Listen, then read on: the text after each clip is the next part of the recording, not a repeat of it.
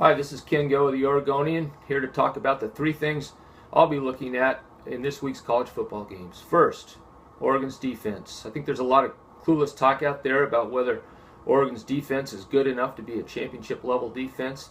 Hey, the fact is the Ducks are 3-0. The defense has played well enough for Oregon to win. A lot of the criticism of Coach Pelham's defense has been that the Ducks have given up yards. You don't lose games by giving up yards. You lose by giving up points. Nick Aliotti used to face a lot of the same criticism, even in the year the Ducks went to the national championship game. The fact is, Oregon's defense operates at a little bit of a disadvantage given the quick strike nature of the Oregon offense. And your defense, you win or lose games based on whether you give up points.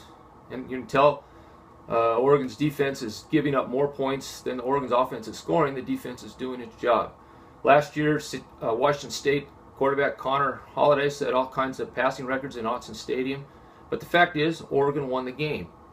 I think Washington State's offense is geared to putting up big numbers, but the Cougars aren't a winning football team and haven't been since Washington State coach Mike Leach has been there. Maybe he'll develop, maybe he won't. Maybe the Cougars will become a good team, maybe they won't.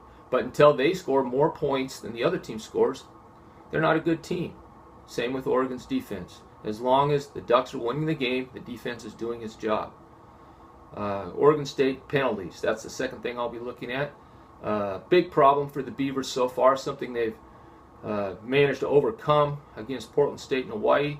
I think San Diego State this week is a much tougher test.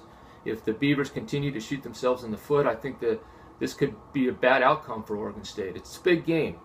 The Beavers get to 3-0. They're in a position to at least qualify for a bottom feeder bowl game, assuming they manage to win games that they should win in the Pac-12. 3-0 is a big start, gives Oregon State some momentum going into an important conference game at USC. So I think the Beavers need to not beat themselves, and that means clamping down on stupid penalties. The brain lock penalties, the hands to the face, the illegal procedures that put Oregon State in 1st and 15 situations.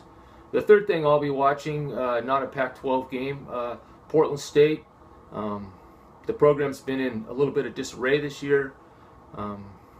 Off to a 1-2 start. The two games they've lost are games I don't think anybody expected the Vikings to win, at Oregon State and at Washington State. Tough test for them this week at Cal Poly. Cal Poly runs a very tricky option offense, coached by former Portland State coach Tim Walsh. But I think this is an opportunity for Portland State to take a step forward, the kind of step forward that Coach Nigel Burton needs to take. Big game, getting off to 1-0, Big Sky start will give the Vikings maybe a jump start into what could be a more successful season. So those are the three things I'll be watching. Oregon's defense, which only has to play well enough to win. Oregon State's penalty situation, the Beavers desperately need to clean that up. And whether Portland State can get off to a good start in the Big Sky season. I'm Ken Go with the Oregonian, and those are the three things I'll be watching this week in college football.